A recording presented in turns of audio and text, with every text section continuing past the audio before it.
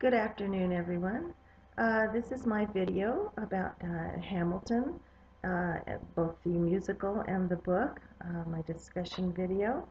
Um, I first listened to the musical about a few weeks ago, all the way through, as suggested, and I found it really interesting. I thought of several of the songs were very entertaining. I particularly like King George and The Room Where It Happens. I love those songs. Um, First, some things I noted while listening to the musical for the first time ever. I loved the feeling of its upbeat, um, passionate feeling about people oppressed. It works nicely with the use of the rap style in the beginning. The music changes throughout in response to the character singing it or the topic at hand. I like that different characters have music that they sing that is definitely a part of their character. The King George music is more pop. The Schuyler sisters for me was more Motown derivative. Aaron Burr and Alexander Hamilton start out as friends and end up enemies, ultimately destroying each other and the lives of those around them. High octane strivers don't operate in a vacuum, and Hamilton and Burr really are two sides of a coin. Interesting evolution of character as we see Hamilton literally throw away his shot during the duel, a change from Act 1 when he is adamant that he will not do so. His fire is gone after political and personal defeats, including the loss of his son. But I like the way it was worked in uh, metaphorically, that he did not want to lose his shot at the beginning, and literally at the end, he gave it up. Um, this effort was huge. When I read the book, I realized some of what had gone into making this whole thing happen. It took 6 years of writing and rewriting, collaborating with 21 other performers. The show invites us to think about our legacy, the power to inspire and change the lives of others. The I Want song lays out the driving question of what the protagonist wants in Act 1. I love that Miranda was willing to kill his darlings. Originally, Benjamin Franklin was in the show because he was such a larger than life character that he would have upstaged Hamilton and dragged the musical off message.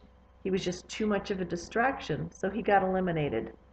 Um, the climax, of course, is Hamilton blowing up his own life with a 54-page pamphlet that also destroys his wife and leads to the death of his son. Um, there are 24,000 words in Hamilton. Interesting contrast to written literature. So much is told through settings, costumes, and onstage action that can be an economy of words. Some quotes that stood out for me: why do you write like you're running out of time? That really hit me, and I thought, well, maybe we should all be writing like we're running out of time. Um, there are moments that words don't reach. That that's just beyond explanation. Some things the mind cannot experience. It's only through the gut experience that you can have it. The mind just can't go there. The Stephen Sondheim quote that every creative act is a puzzle. It took 6 years to work the puzzle of Hamilton the musical.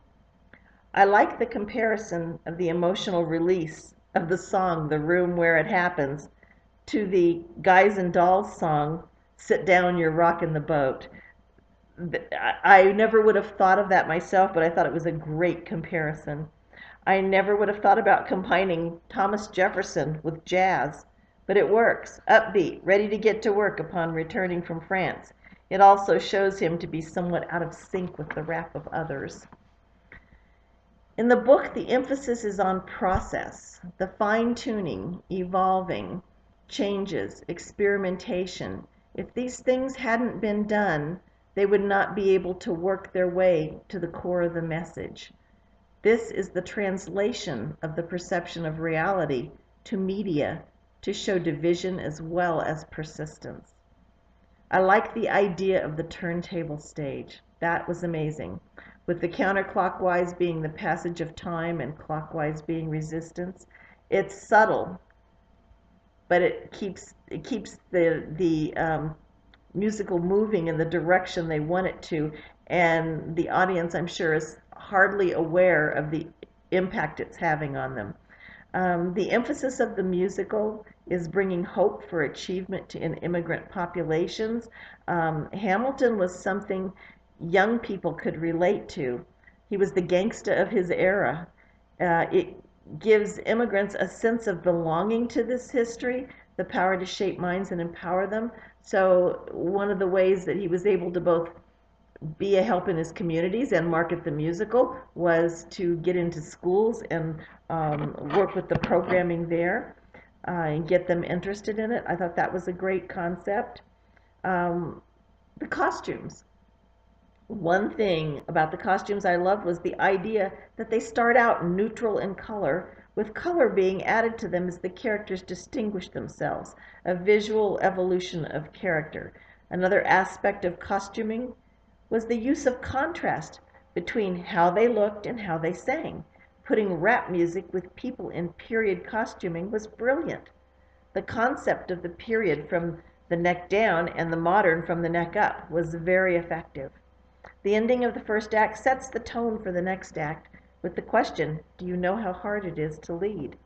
As I continued listening, I kept drawing the parallels between writing prose and writing the musical.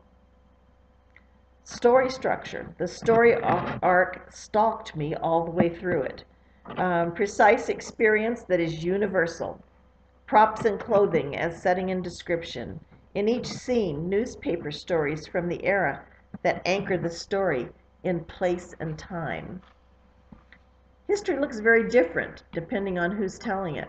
The workshopping that they use to try out new material, the collaborative effort that they made there. The idea of Aaron Burr as a peripheral narrator, both adversary and watching Hamilton, his downfall. It is interesting that Leslie Odom said the songs must be sung to each audience. They are never the same. It's the interactive of the theater that makes it different from books. The actor is changing the material to suit the audience in the moment.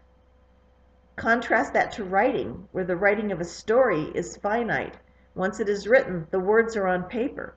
The change that comes with each audience is made in the mind of the reader and their interpretation of it. I thought that was interesting. The Shakespeare comparison is interesting for both the author and the protagonist. Miranda is much like him because he comes from a more privileged background, but is able to bring a story to the people in a language that is theirs, which makes him endeared to the people. He makes it everyone's story. Hamilton is like Shakespeare for the same reason, as well as the idea that he left his wife in another location or sent her to her father's house and was left to carouse and lead the life of an unmarried man. Eliza is a compelling character. It is difficult to make a genuinely good person compelling, is what they said in the book. And the only other character that comes to mind for me is Melanie in Gone with the Wind. It's hard, like we've discovered in our writing, for anybody to be 100% good, 100% bad.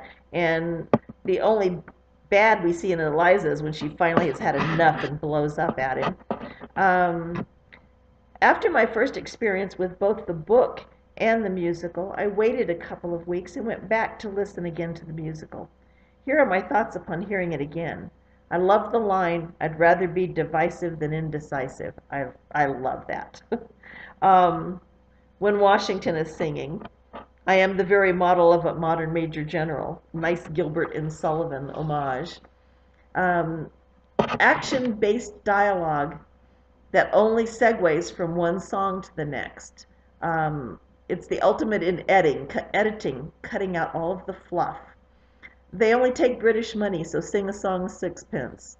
King George, when your people say they hate you, don't come running to me. Song ending, you're on your own. The metaphor of Hamilton as Icarus made me think of Neil Young. Better to burn out than it is to rust. Eliza is left to pick up the pieces of her husband's life, lived so fast and hard, and preserve and restore his legacy, which she does. This is what makes her compelling as an example of a strong woman. There are so many aspects of this musical experience that are difficult to include in a brief presentation.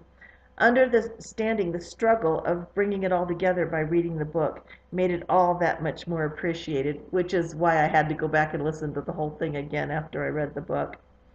As previously stated, there are moments that words don't reach. Thank you all.